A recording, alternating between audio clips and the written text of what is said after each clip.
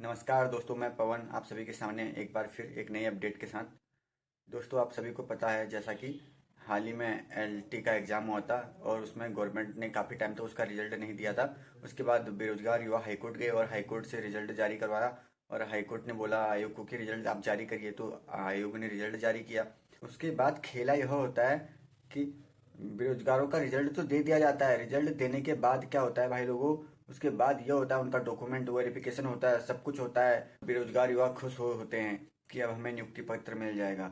लेकिन हाईकोर्ट ने नियुक्ति पत्रों पर रोक लगा दिया है और बेरोजगारों में फिर से चिंता की लहर दौड़ गई है।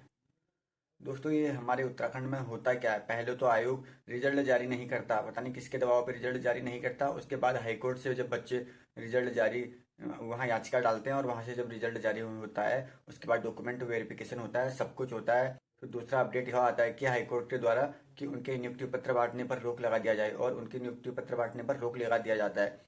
दोस्तों, आप सभी को जैसा पता है कि पिछली बार वन आरक्षी में जिन लोगों को वेटिंग लिस्ट नहीं मिली थी वो 1 साल तक भटके और उसके बाद से उन्हें हाल ही में ही अभी ज्वाइनिंग मिली है। इसी तरह इन्होंने पता नहीं क्या खेल खेला है और हाईकोर्ट ने इस पर दोबारा से स्टे लगा दिया है और उनके नियुक्ति पत्र बांटने पर मना कर दिया है। दोस्तों, बेरोजगार युवा इतनी मेहनत करके पढ़ता है, मेहनत करने के बाद सफल होता है, रिजल्ट आता है, डॉक्यूमेंट वेरिफिकेशन होते हैं, सब कुछ होता है, लेकिन लास्ट में उनकी नियुक्ति पत्र बांटने पर रोक लगा दिया जाता है। तो अब बेरोजगार युवा करे तो करे क्या, कभी आयोग के चक्कर काटे, कभी सरकार के चक्कर काटे, कभी न्यायालय के चक्कर काटे, तो घूम फिर के तीनों के चक्कर काटने के बाद भी कुछ नहीं हो रहा है भाई लोगों।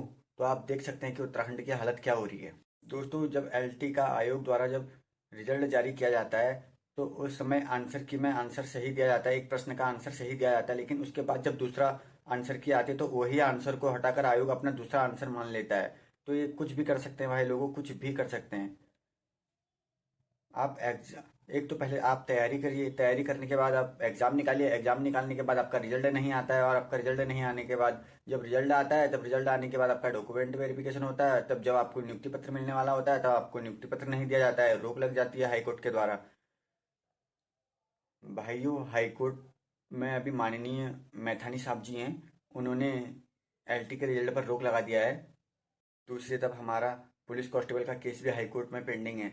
दोस्तों, कभी हम सरकार के चक्कर काटे हैं, कभी हम हाईकोर्ट के चक्कर काटे हैं, पता नहीं क्या हो रहा है इसमें, कुछ समझ में नहीं आ रहा है। पता नहीं कभी आयोग होता है, कभी सरकार कुछ बोलती है, कभी हाईकोर्ट कुछ बोलता है, बस घूमते जाओ, बस घूमते जाओ और अपना टाइम पास। दोस्तों, आप लोग ज़्यादातर लोग आप सभी लोग बाहर तैयारी कर रहे हो, कोई देहरादून रह रहा है, कोई हल्द्वानी, कोई हरिद्वार, अलग अलग जगह से लोग तैयारी कर रहे हैं। घर वाले उनके कैसे कैसे करके पैसा भेज रहे हैं और जब वो अपना एग्ज़ाम निकाल देते हैं उसके बाद उनका जब रिजल्ट जारी नहीं होता है, जब उसके बाद रिजल्ट आता है फिर उसके बाद डॉक्यूमेंट वेरिफिकेशन के बाद उन्हें नियुक्ति पत्र नहीं दिया जाता है, तो सोच सकते हो युवा डिप्रेशन में नहीं जाएगा तो सरकार अगर गालियाँ नहीं देगा तो क्या करेगा, आरती उतारेगा इनकी।